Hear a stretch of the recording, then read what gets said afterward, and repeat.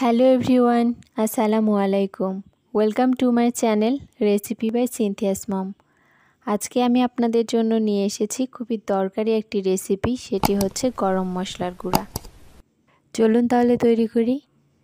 গরম মশলা গুঁড়া তৈরি করতে আমি যা যা নিয়েছি: ধনিয়া নিয়েছি 2 টেবিল চামচ, সাদা এলাচ নিয়েছি 1 টেবিল চামচ, লং নিয়েছি হাফ টেবিল চামচ, কালো গোলমরিচ নিয়েছি 1 টেবিল চামচ, সাদা গোলমরিচ নিয়েছি 1 টেবিল চামচ, মেথি নিয়েছি হাফ টেবিল চামচ, জয়ফল নিয়েছি 1টি, কালো এলাচ নিয়েছি 1 টেবিল চামচ, গোটা মরিচ নিয়েছি 4-5টি, শাহি জিরা নিয়েছি 2 টেবিল চামচ, মৌরি নিয়েছি 2 টেবিল চামচ, গোটা জিরা নিয়েছি 2 টেবিল চামচ, জয়ফল নিয়েছি 3-4টি, তেজপাতা নিয়েছি 4-5টি, দারচিনি নিয়েছি 6-7টি, স্টার অ্যানাইস বা স্টার মশলা নিয়েছি 2টি।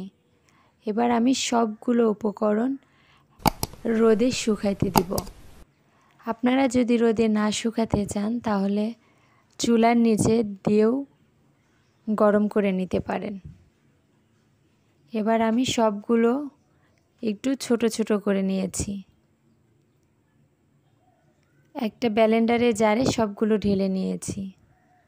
এবার আমি এগুলো ব্লেন্ড করে নিব। আমরা এক একজন এক একভাবে গরম মশলা গুঁড়ো করি, তবে আমি সবসময় এইভাবেই গরম মশলা বানাই। আমার কাছে এটাই ভালো লাগে বাজার থেকে কেনা গরম মশলার চেয়ে। আমার ব্লেন্ড করা হয়ে গেছে, দেখতেই পাচ্ছেন আমার গরম মশলা রেডি।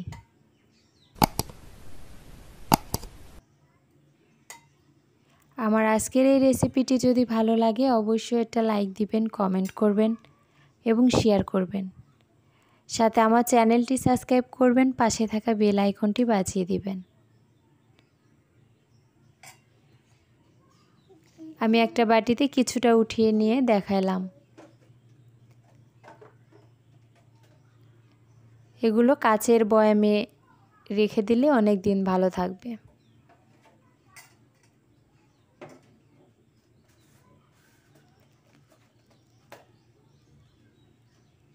সামনে যেহেতু কুরবানি ঈদ আসছে, অবশ্যই আমার এই রেসিপিটি দেখে একবার বাসায় ট্রাই করে দেখবেন। আজকে এই পর্যন্তই, আবার দেখা হবে নতুন কোনো রেসিপি নিয়ে। সে পর্যন্ত সবাই ভালো থাকবেন, সুস্থ থাকবেন। আল্লাহ হাফেজ।